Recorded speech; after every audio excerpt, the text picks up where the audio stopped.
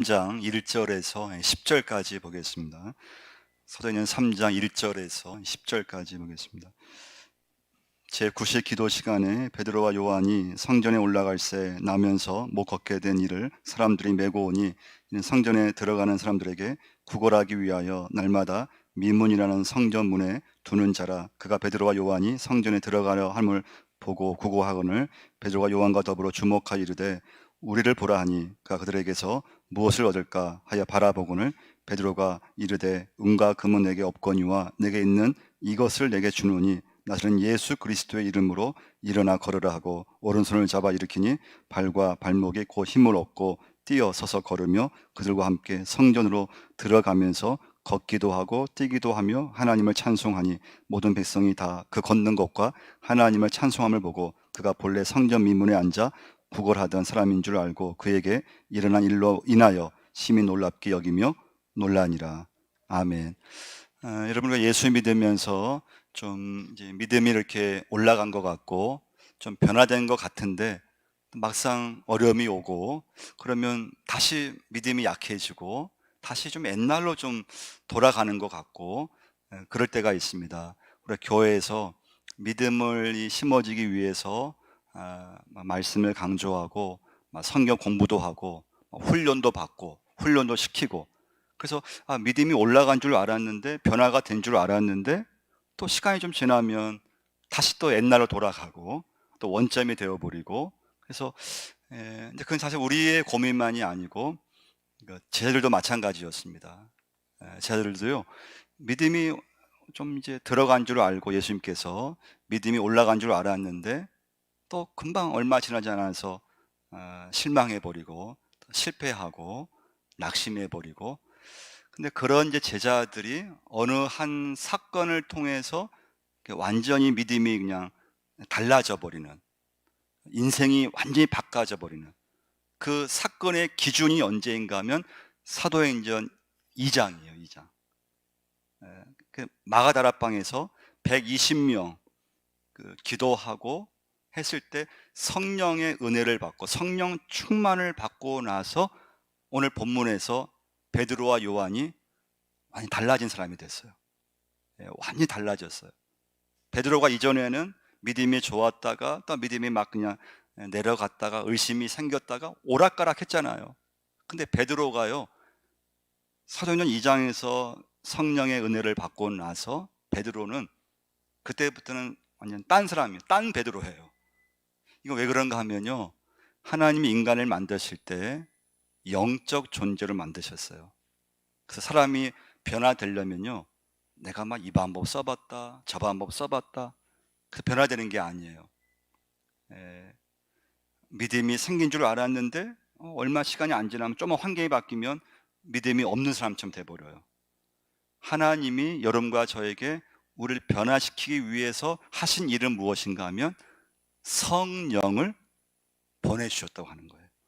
할렐루야. 성령이 내 안에 임하면 그때부터 사람이 달라지기 시작해요. 성령이 내 안에서 강하게 역사하실 때 그 사람이 예수 믿으면서 사는 방식이 달라져요.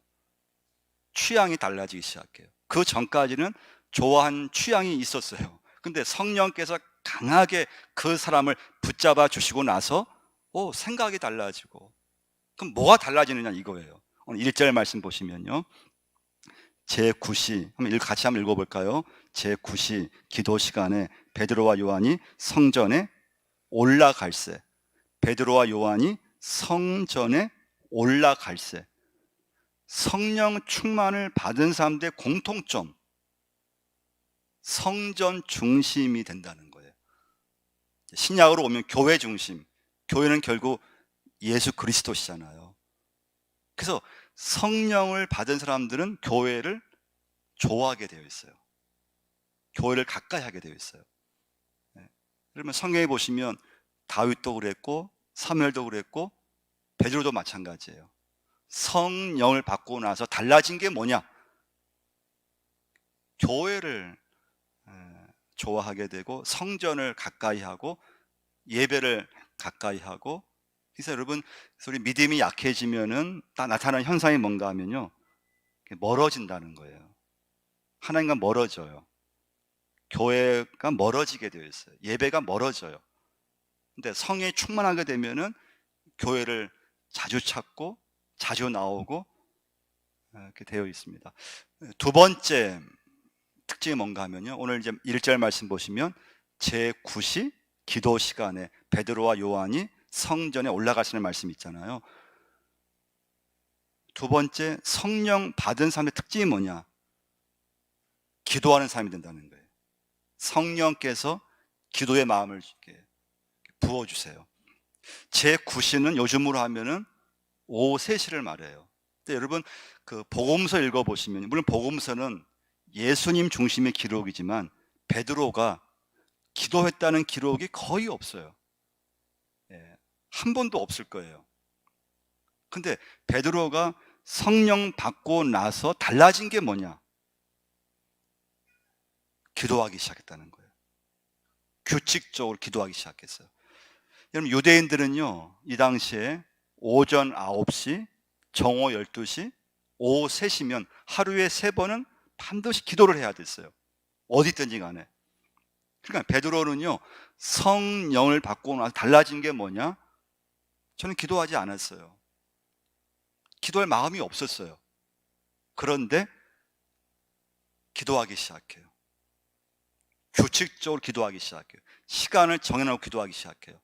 그리고 계속 기도하기 시작해요. 이건 바울도 마찬가지예요. 그러면 사도 바울이요, 예수님을 만나고 나서 성령을 받고 나서 달라진 게 뭔가 하면 예수 중심이 됐다는 거하고, 사도 바울 역시 기도하는 사람이 됐다는 거예요. 그래서 에베소서 6장 18절 말씀 보시면,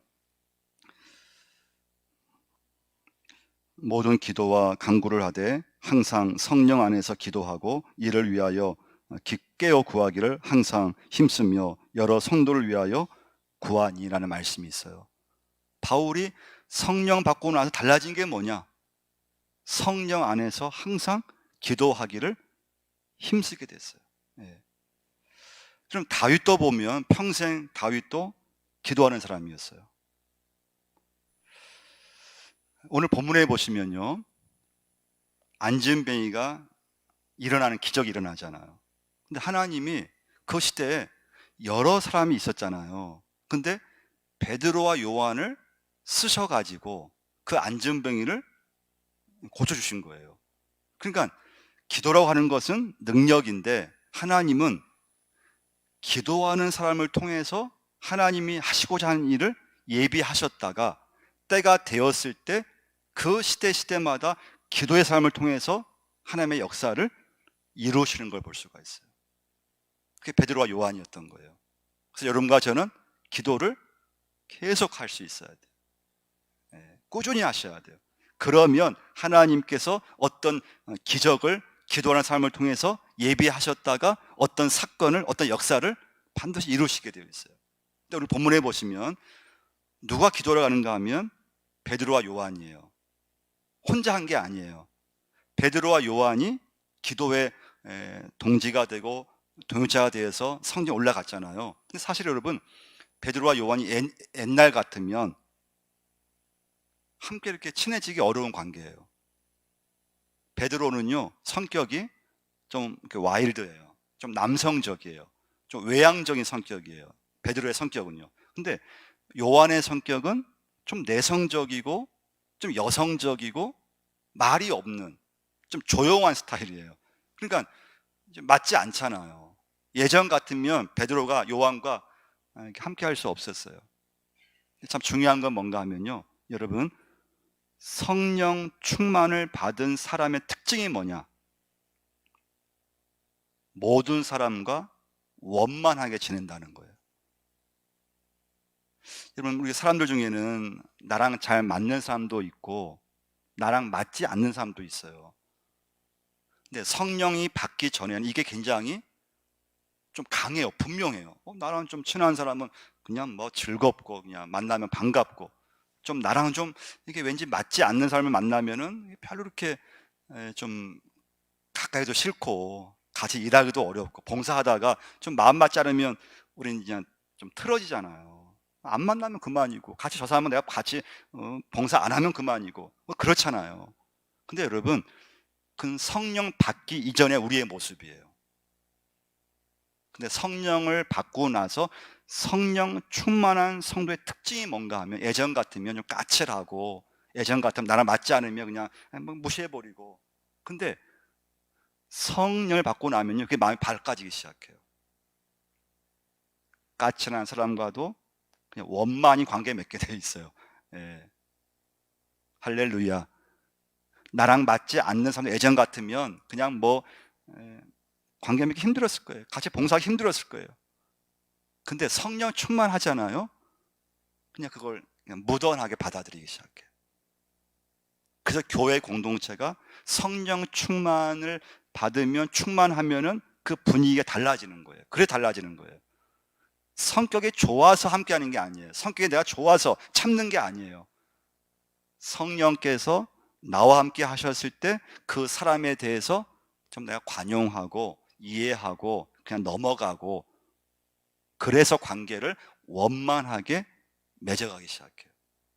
여러분, 우리 에스겔서 한번 말씀 한번 띄워줄 수 있으면요, 36장 26절 말씀, 이런 말씀이 있어요. 또 내 새 영을 너희 속에 두고 새 마음을 너에게 주되 너희 육신에서 굳은 마음을 제거하고 부드러운 마음을 줄 것이며, 또 내 영을 너희 속에 두어 너희로 내 율례로 행하게 하리니 너희가 내 규례를 지켜 행함이라. 이 말씀은요, 이스라엘 백성들이 바벨론 포로로 잡혀갔을 때 에스겔이 말씀을 전했거든요. 근데 그때 분위기는 험악했어요. 이스라엘 백성들이요, 바벨론 포로로 잡혀가니까 이런 마음이 좋겠어요, 안 좋겠어요? 얼굴은 불만이 가득하고, 에스겔은 말씀을 증거하지만, 예배드리지만 분위기가 이게 심상치 않아요. 말씀을 안 들으려고 해요. 마음이 굳어 있어요. 험악해요. 막 사나워요. 그런데 시간이 점점 지나면서 그 이스라엘 백성들이 바벨론 포로로 잡혀가 있지만은 마음이 조금씩 좀 열려지기 시작했어요. 그래서 나중에는 에스겔 선지자가 전한 말씀의 은혜를 받고요, 막 그 예배하는 공동체에서 막 그냥 막 은혜가 일어나서. 왜 그랬을까요? 성령님이 굳은 마음을 부드러운 마음으로 바꿔줘서 그래요. 여러분, 사람은 잘못하면 마음이 굳어지기 참 쉬워요. 마음이 굳어져 있으면요, 모든 게 안 들어와요. 예배를 드려도 말씀을 들어도 그게 딱 안 들어와요. 근데 성령이 내 안에 딱 충만히 역사하시면, 그 전에 막 굳은 마음이었어요.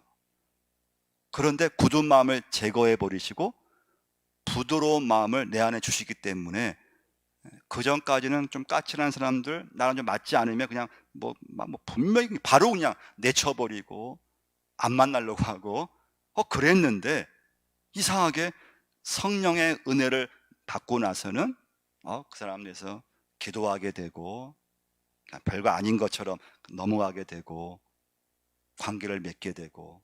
그래서 성령 충만한 사람의 특징이 뭔가 하면 관계가 원만하다고 하는 거예요. 아주 원만해요. 세 번째 메시지예요. 성령 충만의 특징이 뭐냐? 세 번째 메시지는 창조적 신앙으로 살게 되어 있어요. 그럼 창조가 뭔가 하면요, 하나님께서 아무것도 없는 상태에서 말씀으로 천지를 만드셨어요. 무에서 유를 만드셨어요. 그게 창조예요. 창조는 무엇인가 하면, 나 예수 믿으면서 어떤 일은 이건 불가능해, 이건 할 수 없겠어, 이건 안 돼, 그랬는데 성령 충만을 받고 나면은 내 힘으로는 안 되는 일도 하나님이 역사하시고 주님의 뜻이면은 그 불가능한 일도 될 수 있다는 믿음이 생겨요. 할렐루야. 그러니까 베드로와 요한이요, 이전 같으면 안진뱅이 늘 보던 사람이에요. 그냥 지나갔어요. 늘 지나갔어요. 그런데 성령을 받고 나서 달라진 게 뭔가 하면, 그 사람을 볼 때 예수님께서 베드로의 마음속에 너 나와 함께 있을 때 내가 병든 자 고쳐주었고 눈먼 자 뜨게 했고, 그런 역사 너 보지 않았느냐. 저 사람도 내 능력으로 고칠 수 없지만 하나님이 나와 함께 하시고 예수의 능력이 내게 임하면은 저 사람을 고칠 수 있다는 믿음을 예수님께서 베드로의 마음속에 심어주신 거예요. 그래서 베드로가 그 안진뱅이에게 내가 이제 내게 명하노니 나사렛 예수의 이름으로 일어나 걸으라고 선포하는 그 기적을 일으키잖아요. 예전 같은 베드로도 안전뱅이 그냥 지나쳤을 거예요. 근데 여러분 중요한 건요, 성령 충만을 받게 되면은 자꾸 할 수 있다는 가능성에 모든 무게를 거기에 자꾸 두게 되어 있어요. 할 수 있다. 하나님이 역사하시면 할 수 있다. 지금은 불가능해 보이고 내 힘으로 안 될 것 같아도 하나님의 뜻이고 하나님이 그 일을 하시고자 하시면은 하나님은 하실 수 있다고 하는 그 가능성에 믿음을 자꾸 두게 되어 있습니다. 그래서 우리가 이제 어떤 일을 하든지 한번 기도해 보자고 하게 돼요. 기도해 봅시다. 기도해 봅시다.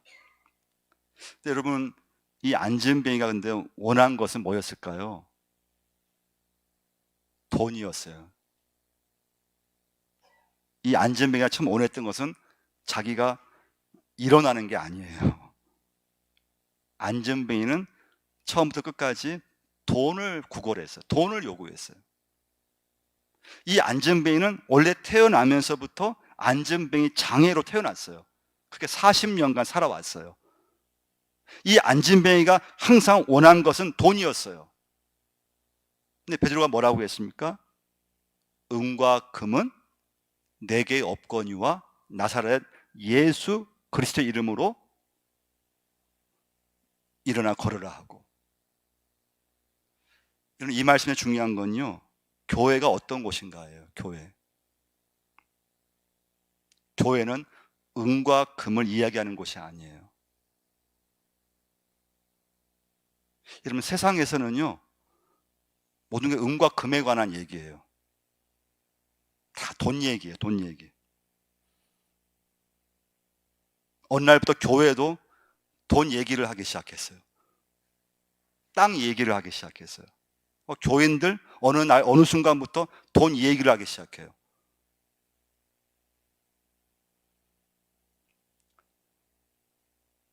여러분, 교회는요 은과 금을 얘기하는 곳이 아니에요. 나사렛 예수 그리스도의 이름을 우리는 얘기하고 믿는 곳이 교회예요. 할렐루야. 어떤 분이 그런 말 하더라고요. 목사님, 요즘은요 우리 대화하잖아요. 돈 얘기를 빼면요 할 얘기가 없대요.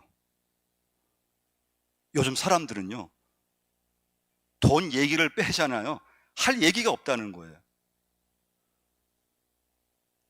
그러나 여러분과 저는 돈이면 다 된다는 그런 생각에서 은과 금에서 여러분과 저는 내 인생이 하나님의 은혜로 살고 내 가정, 내 자녀들이 하나님의 말씀 가운데 그 은혜 가운데 산다고 하는 믿음을 우리는 믿고 얘기하는 곳이 하나님의 전 교회인 줄 믿습니다.